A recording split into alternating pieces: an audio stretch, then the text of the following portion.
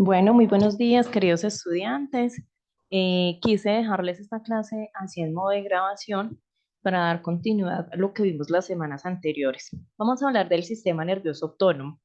El sistema nervioso autónomo en realidad engloba muchos conceptos importantes que hemos visto hasta ahora. Entonces vamos a iniciar recordando las principales funciones que tiene el sistema nervioso autónomo. El sistema nervioso autónomo controla muchas funciones involuntarias y regula muchas variantes fisiológicas. Entre esas podemos resaltar lo que es la digestión, la circulación, la respiración, el metabolismo y excreción. Es por esto que muchos de los medicamentos que vamos a ver a continuación tienen un mecanismo de acción importante sobre cada una de estas funciones. Y así como les he venido mencionando, no solo en el mecanismo de acción, también en muchas reacciones adversas influyen cada uno de los mecanismos en los cuales ellos actúan, cuando actúan en los diferentes receptores, en los diferentes neurotransmisores que hacen que el paciente pueda tener sus diferentes reacciones.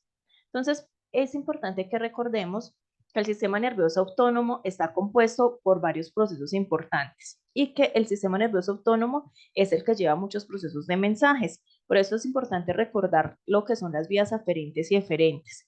Recordemos que la vía aferente es esa vía sensitiva que nace en un órgano sensitivo y se dirige al cerebro u otro centro nervioso, que es, por ejemplo, en la médula espinal. Son las vías sensitivas que llevan cada uno de los estímulos. Y la vía eferente es la vía motora, que nace en un centro motor nervioso y se dirige a un efector que puede ser un órgano, un músculo. Para entender esto y como vemos en la imagen, traigamos todos a la mente cada vez que, por ejemplo, nos pinchamos un dedito o nos quemamos. Inmediatamente esa vía aferente, que es la vía sensitiva, es la que hace sentir el dolor importante para que llegue esa vía aferente y rechazamos el dolor a nivel del dedo o a nivel cuando nos quemamos. A eso es que se refieren estas dos vías. Tienen otros nombres, las sensitivas aferentes se llaman víscerosensitivas, que son las que transmiten la información desde el sistema nervioso central. ¿Ante qué? Ante el tacto, ante el dolor, ante el olfato, el gusto, la temperatura, el sonido, la presión en los vasos sanguíneos y la sensación visceral, entre otros. Por eso es que aquí les coloco el ejemplo de que cuando nos quemamos, cuando yo tengo una vela y acerco un dedo y hago el proceso de quema, inmediatamente la vía aferente, que es la parte sensitiva, lleva el estímulo a nivel del sistema nervioso central. Pero la vía eferente, que es la parte motora, es la que hace que rechace inmediatamente con movimiento y retire el dedo. Porque las vías visceromotoras son las que se distribuyen por todo el cuerpo, desde las vías centrales hasta los ganglios autonómicos, y es la que hace que lleven las respuestas desde el sistema nervioso central a los otros órganos efectores. Entonces, ya hemos hablado de esto en el tema anterior. Recordemos que nosotros tenemos dos sistemas. El sistema nervioso autónomo se divide en adrenérgico, que es el sistema simpático. Ese sistema simpático es el que tiene la distribución de las fibras preganglionares que salen desde el sistema nervioso central a través de los nervios raquídeos, torácicos y lumbares. Como vemos en la imagen, son esos nervios y toda esa parte adrenérgica que lleva a la parte sensitiva. Es importante acá aclararles que los dos principales neurotransmisores del sistema simpático es la noradrenalina y la acetilcolina. La noradrenalina es la principal en adrenérgico. ¿Por qué? Porque la noradrenalina es la responsable de unirse a otros receptores y genera los efectos simpáticos en el sistema simpático. La acetilcolina está en muy poca cantidad, pero sí la podemos observar en algunas fibras postganglionares. Como vemos acá en la imagen tenemos en azul las vías que son sensitivas, en rosadito el motor y en la parte amarilla simpática, que es como el reflejo que se realiza allí. Acá en esta imagen, solo para recordarles que el sistema nervioso simpático tiene diferentes efectos importantes. Esto ya lo vieron ustedes en semestres anteriores, pero es importante que recuerden que el sistema simpático es el que aumenta semidrasis, dilatación de las pupilas, es el que relaja los bronquios, es el que estimula la producción de glucosa, es el que a nivel cardíaco aumenta el ritmo cardíaco, es el que estimula la secreción de epinefrina y nora y como estimula todos estos neurotransmisores. Por eso es que decimos que el sistema simpático es el sistema que está alerta, el que hace que el paciente tenga un estímulo cuando lo necesite. Y el sistema parasimpático es el llamado sistema colinérgico. El sistema colinérgico está compuesto con su principal neurotransmisor, que es la acetilcolina. Entonces, tiene fibras que transmiten todos estos impulsos que son mediados por la acetilcolina. El sistema colinérgico se proyecta a nivel cervical, como vemos en la imagen, con estos nervios que contraen las pupilas, estimulan la silebación y desde unos núcleos dentro del sistema nervioso central hasta los nervios autonómicos que hacen que se dé su efecto. Entonces, resumamos hasta acá. Adrenérgico es el sistema simpático, que su principal neurotransmisor es la noradrenalina, y la acetilcolina no tanto porque se encuentran muy pocas cantidades en las fibras postganglionares. Y el sistema parasimpático, que es el sistema colinérgico, que su principal neurotransmisor es la acetilcolina. Entonces, acá en esta imagen, para recordarles que los neurotransmisores se clasifican en los que son inhibitorios y en los que son excitatorios. Ya en las clases anteriores hemos visto cómo muchos de los grupos de medicamentos actúan en esos neurotransmisores. Los inhibitorios, recordemos el GABA recuerden que lo vimos cuando vimos anticonvulsivantes, la serotonina, la dopamina, hacen parte de neurotransmisores inhibitorios. Y en excitatorios encontramos lo que son la acetilcolina, la epinefrina, la norepinefrina, la histamina, el glutamato y la dopamina. Si ustedes observan esta imagen, pueden traer a sus mentes que la dopamina la hemos hablado tanto como un neurotransmisor inhibitorio como excitatorio. La función de los inhibidores, perdón, la función de los neurotransmisores que son excitatorios son los de activar esa respuesta de las membranas postsinápticas y así aumentar los efectos en los potenciales de acción. Y de los neurotransmisores inhibitorios son que actúan como un potencial de acción, actúan inhibiendo ese potencial de acción. Entonces acá es importante tener en cuenta que los neurotransmisores, además de ser clasificados como excitatorios e inhibitorios, también pueden clasificarse de acuerdo a la estructura química de la cual ellos se componen. Encontramos que dentro de los neurotransmisores aminoácidos está el GABA y el glutamato. Dentro de monoaminas encontramos la serotonina y la histamina. Y dentro de las catecolaminas encontramos todas las subcategorías que se encuentran: dopamina, norepinefrina y epinefrina. Entonces, en esta imagen, solo para que concluyamos todo lo que les he venido diciendo hasta acá. Entonces, recordemos que nuestro sistema simpático adrenérgico y parasimpático colinérgico, cada uno de ellos tiene una neurona preganglionar, que es la azul, y una neurona postganglionar, que es la roja. Si ustedes observan, en el sistema simpático, tiene la fibra preganglionar más corta y la postganglionar más larga. Es lo que hace que cuando se active el simpático nosotros tengamos respuestas más rápidas ante la emergencia. Y el principal neurotransmisor acá es la noradrenalina. En la parte parasimpática encontramos que la neurona preganglionar es más larga, que es la parte azul, y la neurona postganglionar la parte roja. Por eso es que el estímulo en el parasimpático es más lento en muchos casos. Y encontramos en el órgano final del neurotransmisor la acetilcolina, como les he venido diciendo anteriormente. Acá los encontramos solo en la misma imagen para explicarles que el sistema simpático se encuentra en las neuronas preganglionares y el parasimpático en las neuronas postganglionares. Bueno, entonces esta imagen que la vimos en las clases anteriores de la sinapsis. La sinapsis juega un papel fundamental no solo en los medicamentos del sistema nervioso central, también en los del sistema nervioso autónomo, porque es en la sinapsis donde hacen absolutamente todo su mecanismo de acción. Entonces, recordemos que tenemos una neurona presináptica, donde se da todo el proceso de la formación de los neurotransmisores y donde actúan diferentes enzimas importantes, la MAO y otras enzimas, para que esos neurotransmisores se metabolicen y puedan formarse en vesículas sinápticas para poder ser liberados a través de estos espacios sinápticos y ser acoplados por los receptores. Entonces, solo es para recordarles porque vamos a ver más adelante cómo es que ellos actúan. Bueno, ya lo vimos, ¿sí? En clases anteriores. La noradrenalina, recuerden, principal neurotransmisor del sistema simpático adrenérgico. Sus dos o los receptores principales del sistema adrenérgico son los alfa y los beta, con cada una de sus subcategorías. Y el neurotransmisor del parasimpático, que es la acetilcolina, ¿listo? Sus principales receptores son los muscarínicos y los nicotínicos. Recuerden que en una clase anterior donde les tenía el mapa conceptual de los receptores, les decía que en autónomo era donde más íbamos a enviar acetilcolina. Acá encontramos muscarínicos y nicotínicos, cada uno de ellos con sus subcategorías. Vamos a hablar de las dos principales neurotransmisores. Vamos a hablar de la noradrenalina. Entonces, la noradrenalina se produce, ¿listo?, a través de diferentes procesos importantes. Acá en el 1, ubiquémonos en el número 1, nos muestra cómo cuando llega el potencial de acción, las vesículas se liberan a partir de la noradrenalina.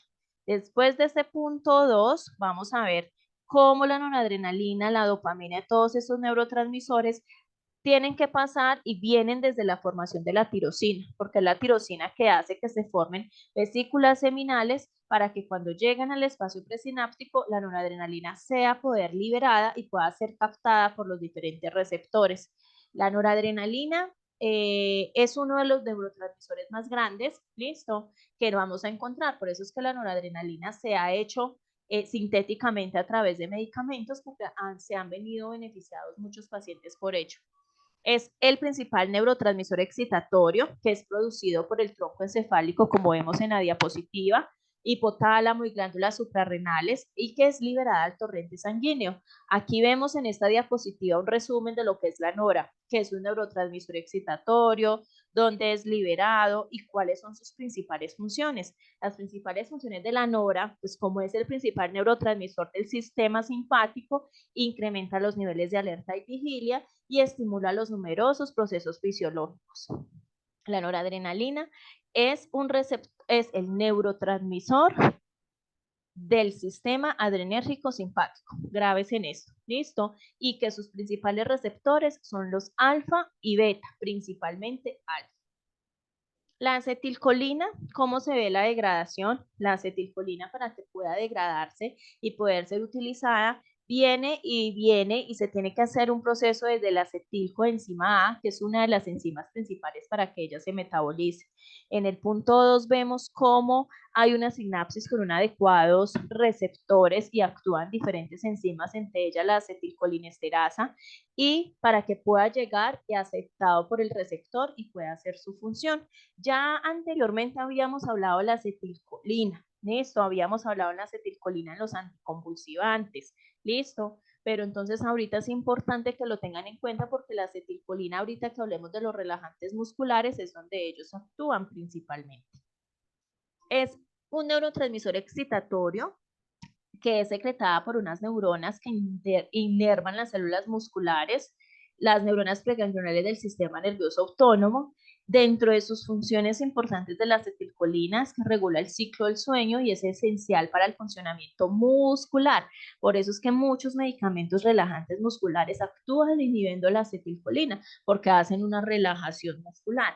Y también cuando vamos a mirar los procesos y los medicamentos anticonvulsivantes, acuérdense también, y creo que en los antiparkinsonianos también la mencionamos, porque la acetilcolina hace que aumenten los movimientos a nivel muscular. ¿Listo? Aquí vemos su función, estimular la contracción muscular. ¿Listo? Que es su principal función. Esta diapositiva ya la habíamos visto. Acá vemos todos los receptores que hemos venido hablando hasta ahorita. Yo siempre les he dicho que estas dos clases son fundamentales porque a partir de estos receptores vamos a empezar a ver el día de mañana cardiovascular, donde muchos medicamentos actúan allí. Recuerden que tenemos receptores adrenérgicos, dopaminérgicos, colinérgicos y histamina. Ahorita estamos hablando de los adrenérgicos, que es del sistema simpático, y los colinérgicos, que son del sistema parasimpático. Cada uno de ellos actúan con sus principales neurotransmisores. Entonces recuerden, los adrenérgicos con la noradrenalina y los colinérgicos con la acetilcolina. Bueno, entonces, ¿cómo se actúan los receptores? Miren que es la misma imagen que les mostré anteriormente. Sistema simpático y parasimpático, pero cada uno de ellos ya con sus receptores. Entonces recuerden que el simpático tiene poca cantidad de acetilcolina en las fibras preganglionares, pero su principal neurotransmisor, como vemos, la parte naranja, es la noradrenalina, y vemos que los receptores del simpático alfa y beta. Y en el siguiente parasimpático vemos principal neurotransmisor acetilcolina y dentro de los receptores tenemos los nicotínicos y los muscarínicos. Acá es otra tablita donde nos muestran los tipos de receptores, dónde están citados y cuáles son sus efectos. Es un resumen de lo que ya hemos hablado. Entonces recuerden que el alfa 1 es un receptor que está ubicado sobre todo en el músculo liso de los vasos sanguíneos y que su principal efecto es la excitación y la contracción. Entonces en esta tablita, para que la revisen muy bien detenidamente, nos muestran cada uno de los receptores y sus efectos. Bueno, entonces resulta que de pronto ustedes en el libro ya vieron qué eran las proteínas G y las proteínas G también se las mencioné en generalidades. Recuerden que muchos medicamentos para poder entrar a la membrana y poder hacer todo este proceso de absorción, ¿listo? Necesitan acoplarse a diferentes proteínas para que puedan entrar dentro de la célula.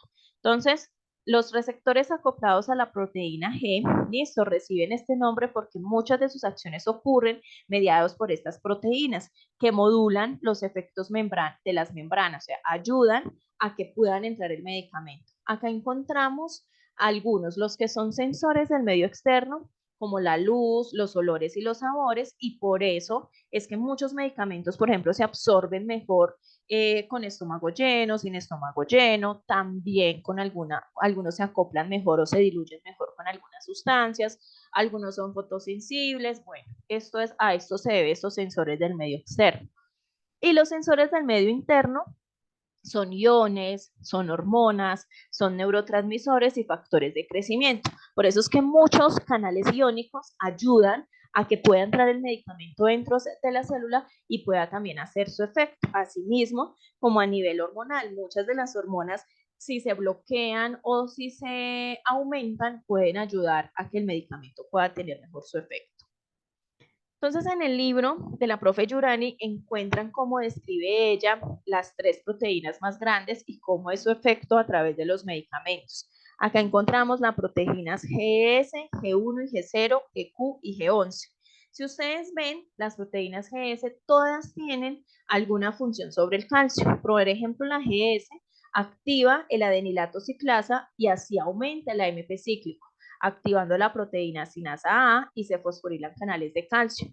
Todas ellas, de una u otra manera, lo que hacen es que inhiben la entrada de calcio o aumentan la entrada de calcio a la célula para asimismo mejorar, listo, la absorción del medicamento o el efecto del medicamento. A esto es que se refieren estas proteínas. Por ejemplo, las proteínas GQ y G11 se acoplan a sus unidades alfa fosfolipasa C y así aumentan la producción de trifosfato de inositol y de acilglicerol y así hace que aumente el calcio dentro de la célula y así va a mejorar contractilidad, va a mejorar muchos procesos a nivel del músculo. Por eso es que cuando miremos cardiovascular van a ver que muchos medicamentos eso es lo que hacen. Inhiben la célula para que pueda entrar calcio, aumente el calcio en la célula dentro del músculo cardíaco para así mejorar y hacer inotropismo positivo. Entonces, esta imagen solo para que entiendan qué es lo que sucede, aunque si recuerdan en la primera clase que les di, cuando los medicamentos son acoplados a estas proteínas, aumentan su proceso de transducción y hacen que pueda aumentar o entre alguna de las proteínas o alguna de las enzimas dentro de la célula. Bueno, entonces, ahorita voy a dejar acá de compartir y voy a compartirle ya los medicamentos. Este tema en realidad incluía todo el proceso de generalidades, aunque ya lo habíamos visto, por eso quería como aclararles varias cosas importantes antes de pasar a lo de los medicamentos, porque sí es importante recordarles que tanto el sistema nervioso central como autónomo van muy de la mano. Lo que pasa es que los anteriores medicamentos que vimos actuaban mucho sobre diferentes neurotransmisores. Estos que vamos a ver ahorita actúan directamente en la noradrenalina y en la acetilcolina, ¿sí? Y en cada uno de sus receptores. Entonces, para iniciar, vamos a hablar de los colinomiméticos. ¿Qué son los colinomiméticos? Son medicamentos que pueden activar el sistema colinérgico, mimetizando la acción de la acetilcolina y actuando sobre receptores muscarínicos y nicotínicos. Entonces, ya al ustedes haber visto anteriormente, saben que entonces como actúan en el sistema colinérgico, saben que esos actúan en el parasimpático y que su principal neurotransmisor es la acetilcolina y que por ende de la acetilcolina los receptores son los muscarínicos y los nicotínicos. ¿Qué medicamentos encontramos acá? Encontramos unos que actúan de acción directa, que son agonistas nicotínicos como la nicotina y la vareniciclina, y los agonistas muscarínicos como la policarpina. Entonces, acuérdense que cuando la palabra agonista es agonistas nicotínicos, o sea, van a aumentar el efecto de los receptores nicotínicos, así como los muscarínicos. Si ustedes entran al libro y revisan muy bien los medicamentos, se van a dar cuenta cuáles son los efectos de ellos. Y los de acción indirecta son los inhibidores de la acetilcolinesterasa. Recuerden que cuando vimos la acetilcolina ahorita, veíamos que la acetilcolinesterasa es una de las enzimas fundamentales para que haya una degradación de la acetilcolina y la acetilcolina pueda entrar dentro de la célula. Acá encontramos dos medicamentos muy usados, que es la neostigmina y la ribastigmina. Chicos, estos medicamentos son muy usados en esclerosis múltiple, en Guillain-Barré, donde hay alteraciones importantes a nivel muscular. Bueno, otros medicamentos que encontramos son los bloqueadores colinérgicos. Estos, como dice su nombre, bloquean los efectos de la acetilcolina, bloquean los efectos de la acetilcolina. Por eso acá encontramos los relajantes musculares. Encontramos antagonistas muscarínicos, que son divididos en no selectivos y selectivos, y acá encontramos en los no selectivos la atropina y la escopolamina, y en los selectivos la pirenzepina. ¿Qué se van a encontrar ustedes a nivel institucional? Van a encontrar que los relajantes musculares más usados son los antagonistas nicotínicos de la placa neuromuscular. Como vemos, acá encontramos una de las clasificaciones más grandes de los relajantes musculares, que son los no despolarizantes, acá encontramos el pancuronio y el becuronio, y los despolarizantes, la succinilcolina. Estos medicamentos son los que se usan actualmente, chicos, para la intubación orotraqueal, para la secuencia de intubación orotraqueal, y así hacer una relajación muscular rápida y se puede hacer la intubación orotraqueal. Muy usados en cirugía, muy usados en unidades de cuidado intensivo y en urgencias, donde se hace toda la parte de intubación orotraqueal. Entonces ellos antagonizan todos esos receptores nicotínicos en esa placa neuromuscular, y así es que hacen toda esa parte de relajación muscular.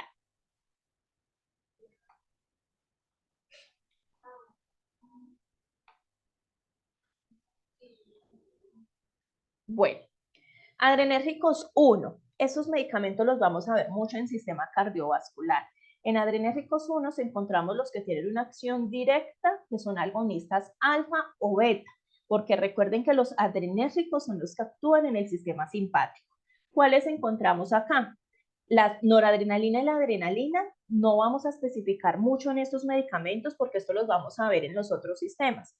La noradrenalina como alfa-adrenérgicos inotrópicos en sistema cardiovascular, la clonidina como antihipertensivo, listo, incluso creo que está en la clase de esta semana, oximetazolina, salbutamol y terbutalina lo vamos a ver en sistema respiratorio, y allí van a ver cómo es que son agonistas de todos estos receptores, y la dopamina y dobutamina, que también son inotrópicos, que lo vamos a ver el efecto a nivel del sistema nervioso, a nivel del sistema cardiovascular. Eso, por eso es que esta clase es muy de generalidades, porque cada uno de estos medicamentos en cada uno de los otros sistemas los vamos a ver mucho a profundidad.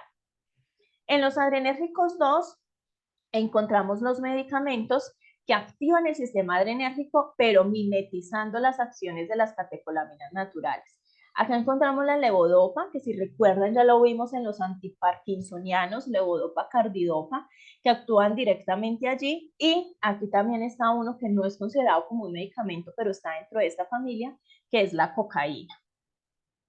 En los adrenérgicos 3 encontramos los que activan el sistema adrenérgico, mimetizando esas catecolaminas naturales, y acá encontramos la anfetamina y la efedrina, que la efedrina la vamos a ver también cuando miremos sistema respiratorio. Bloqueadores adrenérgicos, pues como su nombre lo indica, bloquean el sistema adrenérgico. Por eso es que aquí vamos a encontrar los beta bloqueadores, ¿listo? Y vamos a encontrar la prazosina, la tansulosina, que esto los vamos a ver como antihipertensivos, y la bromocriptina, que también la vamos a ver en antihipertensivos. Los bloqueadores adrenérgicos 2 bloquean el sistema adrenérgico y son antagonistas de los receptores beta. Entonces aquí ya se pueden estar ustedes imaginando, beta bloqueadores, claro, el atenolol, el bisoprolol, el metoprolol, el carvedilol, que esta semana en sistema cardiovascular se van a dar cuenta que son medicamentos que hacen un beta bloqueo y al beta bloquear pues van a bajar sobre todo en el beta 1 y por ende bajan la frecuencia cardíaca y asimismo la presión arterial. Los bloqueadores adrenérgicos indirectos o presinápticos, acá encontramos alfametildopa, clonidina, que también son antihipertensivos. Entonces, chicos, esta clase solo era para resumirles o contarles que el sistema nervioso autónomo sí incluye otros medicamentos que son diferentes al central, pero que cada uno de ellos actúa de una manera diferente en los principales neurotransmisores. Entonces, espero que revisen la clase, que la tengan bien clara y nos vemos el día de mañana en la clase de sistema cardiovascular y en el parcial. Chao, feliz tarde.